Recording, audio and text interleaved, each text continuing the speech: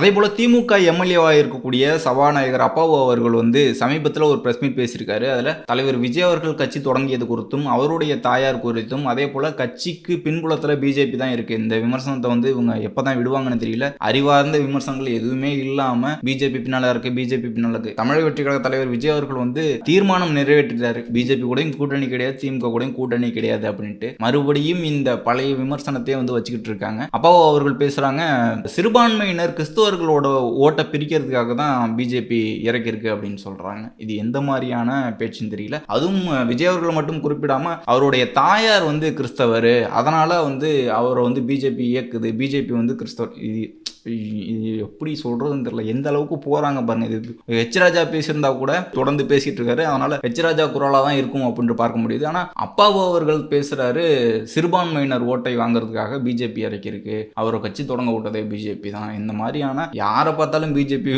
அப்படிங்கிற விமர்சனத்தை விட மாட்டாங்க போல இருக்கு. முன்னாடியே சொன்னேன், கனிமொழி அவர்கள் தனியாக கட்சி தொடங்கினாலும் அவங்களை பிஜேபின்னு சொல்லுவாங்க. இன்னும் கொஞ்சம் காங்கிரஸுக்கும் திமுகவுக்கும் பிரச்சனை போனுச்சுன்னு வச்சுக்கோங்க, காங்கிரஸே பிஜேபி பி டீம்னு சொல்லக்கூடிய அளவுல வந்து இவங்களுக்கு பிஜேபிங்கிற தாண்டி அரசியலே இல்லை அப்படின்னு தான் பார்க்க முடியுது. அவங்களுக்கு பதில் சொல்லணும். தமிழக வெற்றி கழகம் பிஜேபியை கடுமையாக எதிர்க்கிறது. சமீபத்தில் நடந்த ஆர்ப்பாட்டத்தில் கூட பிஜேபி ஆர்எஸ்எஸ் அப்படின்ட்டு குறிப்பிட்டு சிபிஐ குறித்து பேசும்போது தலைவர் அவர்கள் கடுமையான விமர்சனங்கள் தான் வச்சுக்கிட்டு இருக்காரு. பிஜேபி கூட எந்த காலத்திலும் கூட்டணி கிடையாது. உங்களுக்கு வாக்குகள் போகுது அப்படிங்கிற ஒரு பட்சத்தில் அதையும் சுருக்கிறதுக்கு சிறுபான்மையினர் வாக்கை பிரிக்க போறாரு, கிறிஸ்தவர்களோட வாக்கு பிரிக்க போறாருன்னு சொல்றாங்க. தமிழக வெற்றி கழகம் எல்லோருடைய வாக்குகளும் வாங்க போகுது அப்படிங்கிறது தான் எதார்த்தம். நீங்க சுருக்க வேணாம், நீங்களும் பிஜேபி பி டீமா, பிஜேபி கட்சியினர் மாதிரியே பேச வேணாம் அப்படின்ட்டு அப்பாவு அவர்கள்ட்ட சொல்லிட்டு இருக்கேன். இதற்கு முன்பே வந்து திமுகவினர் வந்து இந்த விமர்சனத்தை வைக்க ஆரம்பிச்சிட்டாங்க. ஜோசப் விஜய்னு பேச ஆரம்பிக்கிறாங்க. இவர் வந்து கிறிஸ்தவர், அதனால தான் வராரு அப்படின்னு சொல்றாரு. அதுவும் எம்எல்ஏவா இருக்காரு, சபாநாயகரா இருக்காரு, அவருக்கு தெரியாதா? ரொம்ப பதட்டத்தில் இருக்காங்கன்னு புரிஞ்சுக்க முடியுது. அப்படிதான் உங்களோட விமர்சனங்கள் இருக்கு. அதான்